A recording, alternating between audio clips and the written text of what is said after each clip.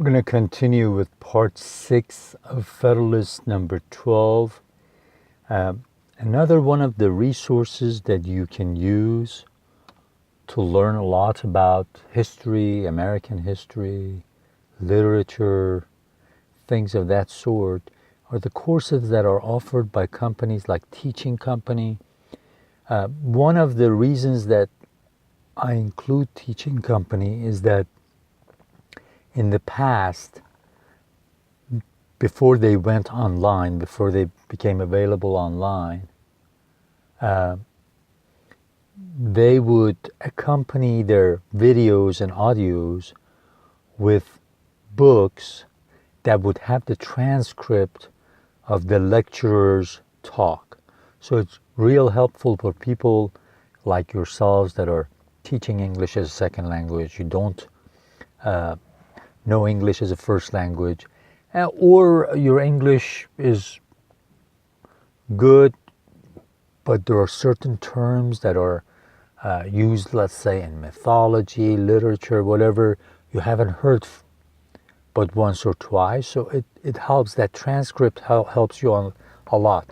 And you also know that there's a lot of free online courses like MIT, Yale, Berkeley, all these other universities. And like with the Yale one, they have on PDF, they've got the syllabus of the class, they've got maybe stuff that will help you.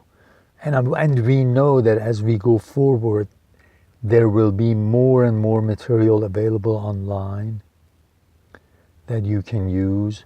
But check those out, because you'll just, if you, let's say, let me put it to you this way. For a majority of us that are not going to be able to travel to other countries all the time, or even once, this will give us a chance to learn so much about other places, other people's histories, other people's literature, other people's way of looking at things, how their government is set up, all these things that are just available for you to learn. So take advantage of them.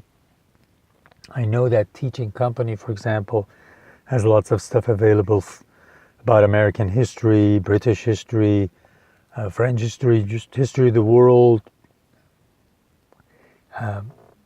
It's very good. The only thing is that they try to do the lectures in a 30-minute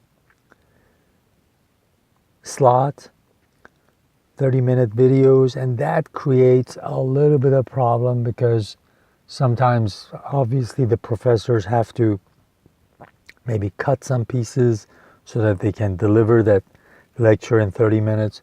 So there are some limitations, but it's still good, especially since the transcript is there.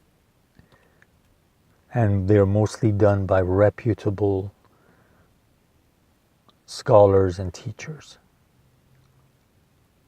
The good thing is that I know as we go forward, there will be many more things available, many more creative ways of teaching things, and you can benefit from them. Okay, I'm going to continue with part 6 of the Federalist number 12. The paragraph starts, "If these remarks have any foundation, that state of things which will best enable us to improve and extend so valuable a resource must be the best adapted to our political welfare. And it cannot admit of a serious doubt that this state of things must rest on the basis of a general union." So we have discussed this. We know that a union will be the best way for us to go forward.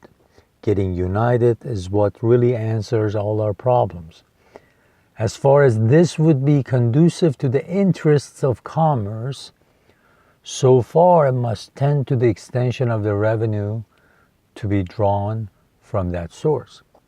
Why? Because when we unite, it will definitely make commercial relations amongst the states themselves and with other countries easier, and because of that we can all benefit from the revenue that will come into the treasury, so government can do its work. As far as it would contribute to rendering regulations for the collection of the duties more simple and efficacious, so far it must serve to answer the purposes of making the same rate of duties more productive and of putting it into the power of the government to increase the rate without prejudice to trade. Okay, if we unite, commerce between the states will be easier. And also, since as he talked, one of the major sources of income will be through tariff. In other words, different things that come to different ports of the United States. They will use that, the tax that they put on those products, those imports, to answer the needs of the government. And also, one more thing is that he says it's going to be uniform. In other words, all the union will benefit from it. It's not like one side is going to say, okay, I'll only charge 3% tariff so you can bring more of the stuff inside my state, and another state say 5%. So if you are a business person, if you're bringing stuff in, you're going to go to where they charge you 3%. Okay, so that'll give an advantage to one state over another. And he says, no, if we unite, what we'll do is we'll keep the percentage the same for everybody without prejudicing trade, without giving advantage to one side compared to another, without making trade harder. So it means both things. But here's let me just tell you something about one of the weaknesses of the Articles of the Confederation, the first Constitution of the United States. One of the big weaknesses was that any time they wanted to add something, to amend the Articles of Confederation, their first Constitution of the United States, all the 13 states would have to agree. Every one of them. It had to be a unanimous vote. And they are middle of, let's say back when they were in the middle of the Revolutionary War, maybe even towards the end of it, they were trying to pass a tariff to help pay for the needs of the government, the army, the military, pay the soldiers, all these stuff.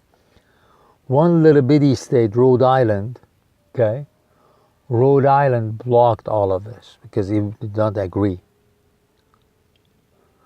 Did not agree to add that tariff. So the whole Confederation couldn't do anything about it. That's why one of the things they did in the new Constitution, they did not make amending the Constitution to be done by unanimous vote of all states. It's done by 3/4 of the states now. It's still very hard, but at least it's not crippling like it was with having to have all 13 states agree to an amendment before it could go in place. So here he's saying that let's just put this tariff now in the Constitution, and we'll give this authority to the federal union. This way we don't have to go begging from every state every time the government needs something to do, so that it can take care of people's business, so that it can defend people, so that it can do what it needs to do without having to go beg from every state every day for what it needs.